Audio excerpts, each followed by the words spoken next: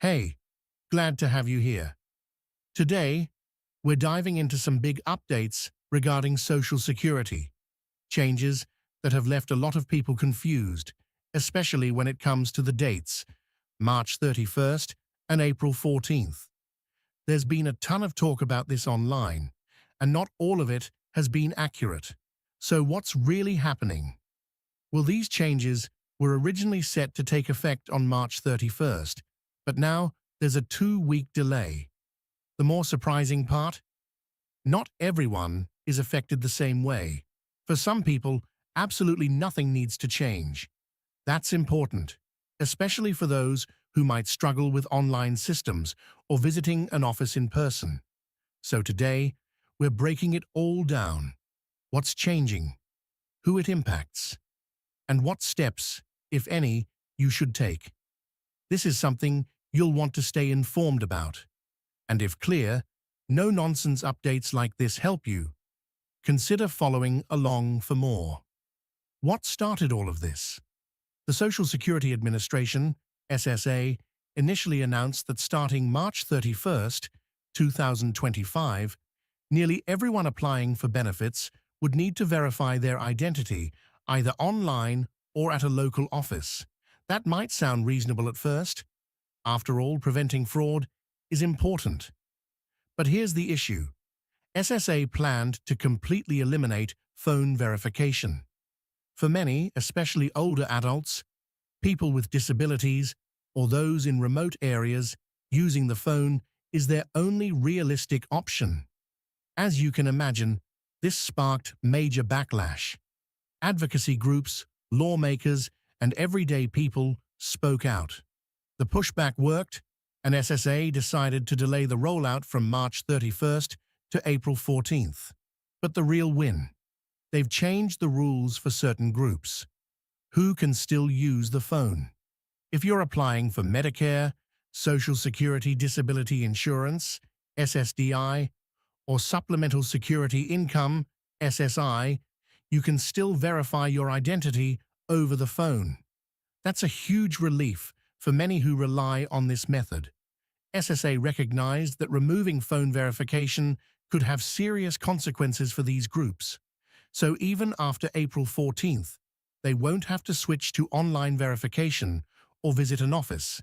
They can continue using the phone as usual. Who needs to use the new system? Not everyone got that same flexibility. If you're applying for retirement benefits, survivor benefits, or auxiliary benefits, which typically means benefits for spouses or children, you'll need to verify your identity either online or in person after April 14th. Phone verification will no longer be an option for these cases. There are a few rare exceptions, like individuals with terminal illnesses or those recently released from incarceration, but for most people in these categories, the change is mandatory.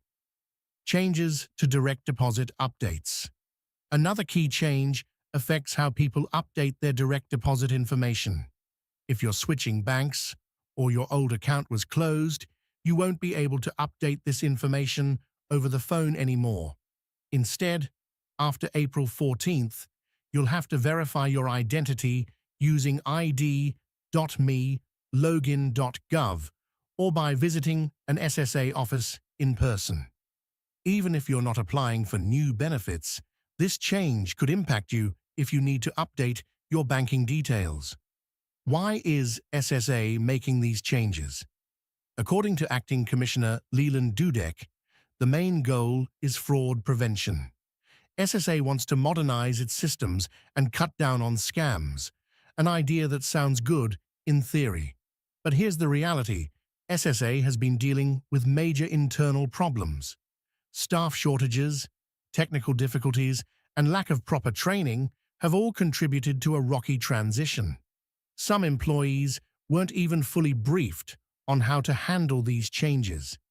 On top of that, the Department of Government Efficiency, yes, that's a real thing, and yes, it's now led by Elon Musk, has been pressuring agencies to reduce costs and streamline operations. While that sounds productive, it's left SSA with fewer resources making this rollout more chaotic than intended. Scammers are already taking advantage. Whenever a major change like this happens, scammers see an opportunity. Right now, fake emails pretending to be from Social Security are making the rounds. These messages might ask you to click a link or enter personal details, but they're fraudulent. Here's how to spot them. Legitimate emails from SSA will always come from an SSA.gov address. If something seems off, it probably is.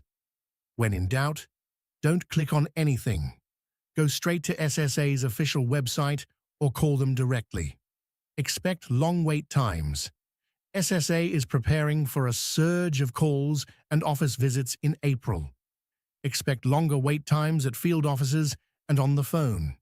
If you know you'll need to verify your identity or update your banking info, it's smart to get ahead of it now to prepare before the rush. One of the best things you can do is set up a My Social Security account at SSA.gov.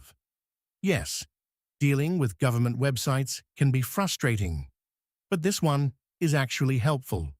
With an account, you can check, view your benefit statements, check, make necessary updates, check, stay informed about any changes that affect you. It puts you in control and helps you avoid last-minute surprises. Final thoughts.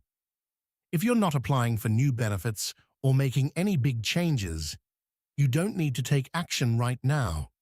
There's no urgent deadline for everyone to follow. But if you do need to update direct deposit details or apply for retirement or survivor benefits, And if you're helping a parent, spouse, or friend, make sure they're aware of these changes too. Many people still don't know the full details, or they've heard misinformation. Something as simple as letting them know that phone verification still exists for Medicare and disability claims could save them a lot of stress. The bigger picture Social Security was designed to be a support system. Any changes that make it harder to access can have serious consequences for people who already face challenges. Yes, keeping things secure is important, but it has to be done in a way that doesn't create new obstacles. Otherwise, we're just replacing one problem with another. Quick recap, March 31st was the original start date, but it's now delayed until April 14th. If you're applying for Medicare, SSDI, or SSI, you can still use the phone to verify your identity. If you're applying for retirement or survivor benefits, or need to update your bank details, you'll need to verify your identity online or in person after April 14th. Scams are on the rise. Always double-check emails and never give out personal info unless you're certain it's from SSA. Have questions? Drop them in the comments. I'll do my best to help, and I know many others in the community have great advice too. Stay informed, stay prepared, and take care. I'll see you in the next update.